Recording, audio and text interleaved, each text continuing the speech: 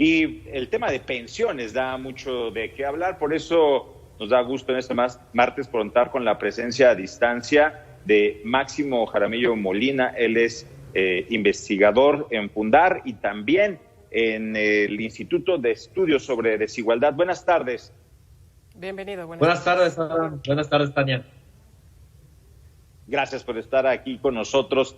Y precisamente este asunto de las pensiones y de la carga de la que se habla tendrá ahora tanto el gobierno como los patrones y solamente va a beneficiar al trabajo formal. Hay mucho de qué hablar y son muchos los enfoques de los que se pueden dar una plática, una charla, una discusión sobre este tema, Máximo. Así es. Tal vez lo primero a mencionar importante sobre el sistema de pensiones es que, como ustedes lo mencionaban ahorita en la nota, sabemos que tiene muchas carencias, ¿no? El sistema actual es estratificado, por un lado, es desigual entre sus diferentes estratificaciones y además es insuficiente para el total de la población en el país, ¿no? Entonces, respecto a eso, lo que creo que vale la pena mencionar es que la propuesta de cambios al sistema de pensiones, que no es tal cual una reforma al sistema de pensiones, sino que son cambios muy específicos al respecto, va en un buen camino. Puedo ahorita abundar en eso, solo que es ciertamente insuficiente para la gravedad del problema en el que estamos en el sistema actual, ¿no? Por ejemplo, en el término en que va en camino, es que esta reducción de 1.250 semanas para la pensión mínima a 750 semanas puede beneficiar a cerca de 1.7 millones de trabajadores formales que, de acuerdo con las semanas que han cotizado hasta el momento, o la densidad que se conoce, la densidad de cotización, podrían estar en la posibilidad de tener una pensión mínima cuando lleguen a la edad requerida, ¿no?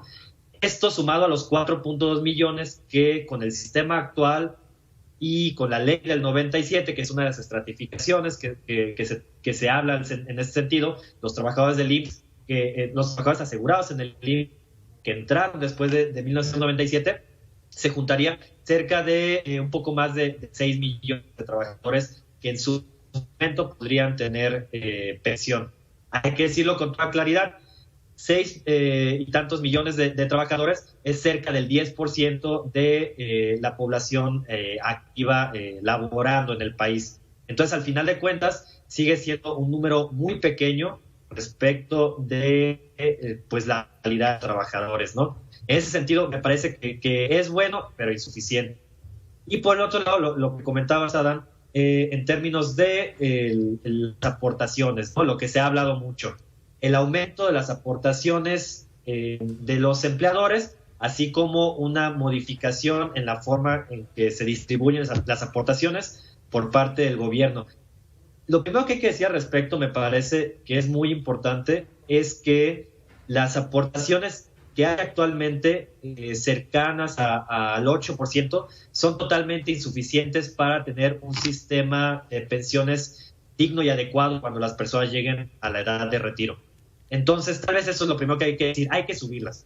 No hay de otra más que hay que subir las aportaciones si queremos seguir en este sistema de afores, ¿sí?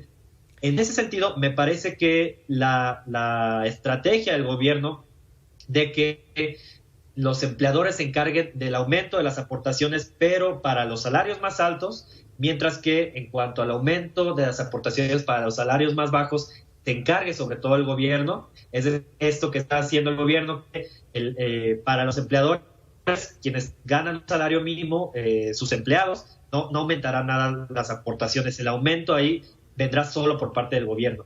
Y esto irá disminuyendo gradualmente hasta llegar a, me parece, 4 salarios mínimos, que ahí el gobierno ya, a partir de ahí en adelante, en salarios más altos, no aumentará nada las aportaciones por parte del gobierno, y gradualmente, al revés, mientras van aumentando los salarios, irán aumentando el porcentaje de las aportaciones por parte de los empleadores.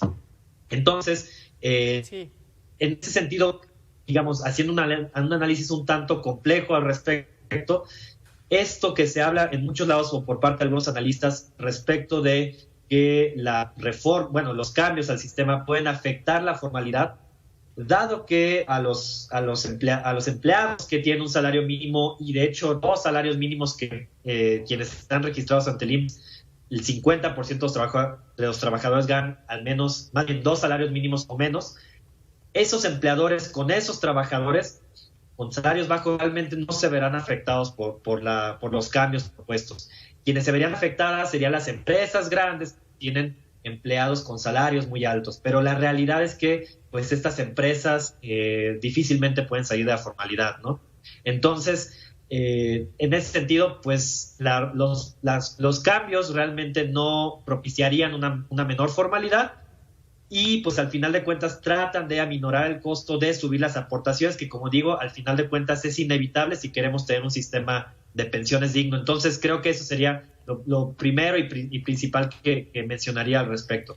Claro. Máximo, hablemos de la carga fiscal que esto puede representar, sobre todo porque todos los trabajadores tendrían ya acceso a la pensión mínima garantizada y bueno, pues gran cantidad de ellos no estaban en este aspecto porque bueno, no todos lograban las 1,250 semanas pues de cotización. ¿Qué va a representar y además cómo podríamos solventarlo? Porque a lo mejor eso podría representar un alza en los impuestos, ¿no? Sí, la realidad es que tanto con el sistema actual como con la reforma, la carga fiscal prácticamente no va a disminuir.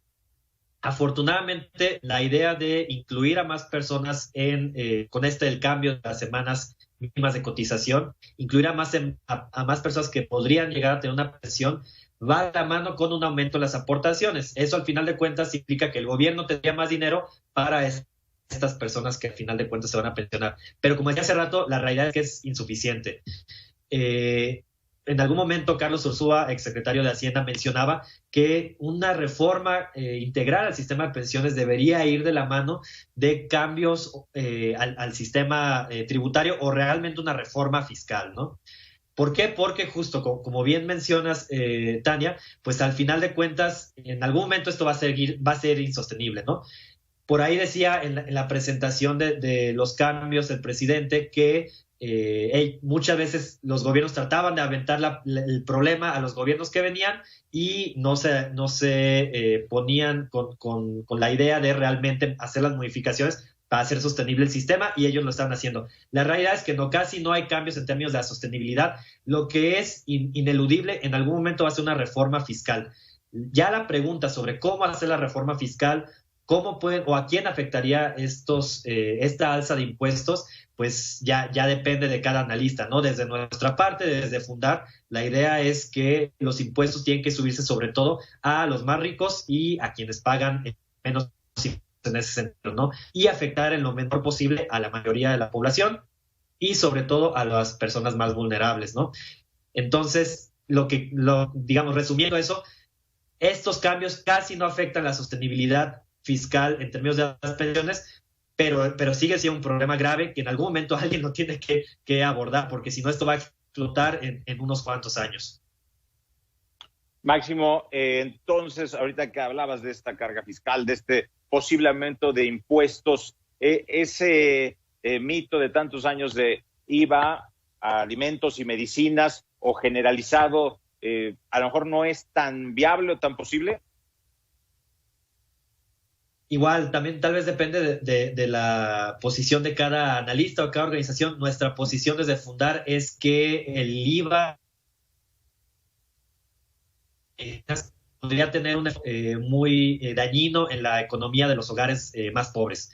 Hay otras propuestas. Nosotros estamos preparando un conjunto de propuestas que en realidad no afectan ni a clases medias ni a clases bajas o trabajadoras, sino que están dirigidas sobre todo a algunos huecos que hay en impuestos en términos sobre todo de los hogares más ricos y más beneficiados hasta ahora.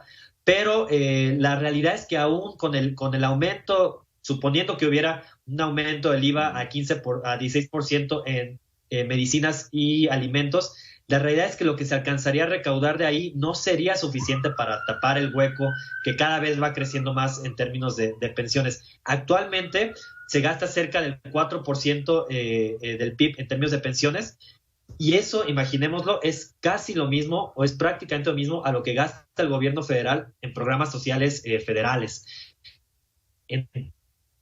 Entonces, por un lado estamos gastando como gobierno, o bueno, el Estado está gastando de una manera un tanto regresiva con las pensiones, y por otro lado lo está tratando de hacer al mismo nivel, pero de una manera progresiva. Entonces estamos destapando un hueco para tapar otro. Entonces, la realidad es que sí hace falta una reforma fiscal integral, pero en términos del IVA sí sería muy perjudicial para los hogares más pobres. Tendría que buscarse mecanismos en todo caso de compensación para este tipo de hogares, porque podría representar un golpe muy importante y un aumento sobre todo amplio en términos de pobreza y pobreza extrema sobre todo.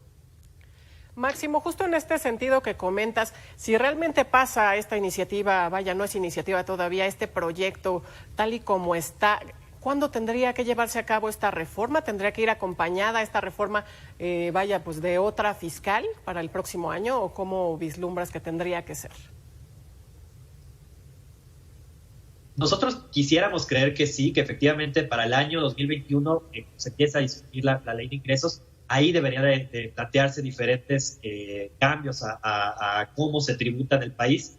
La realidad es que el clima político normalmente restringe, obstaculiza este tipo de cambios, ¿no? Porque nadie quiere impuestos, ¿no? Los impuestos son las políticas públicas más indeseables del mundo para muchas personas. Entonces, la realidad es que va a depender mucho del clima político para el siguiente año, si el gobierno y sobre todo el Congreso, que es que tiene que hacer estas propuestas, se anima a hacer este tipo de cambios. Hasta ahora nosotros no estamos muy ciertos de que se vaya a animar la bancada de Morena o alguna otra bancada a hacer estas propuestas para el siguiente año, pero lo que sí es que mientras vayan pasando más años, cada vez será más impostergable la necesidad de hacer ya una reforma fiscal integral. Máximo Jaramillo Molina, investigador de Fundar, te agradecemos mucho las reflexiones, te agradecemos mucho la conversación esta tarde aquí con Mega Noticias. Muchas gracias, un gusto. Hasta luego.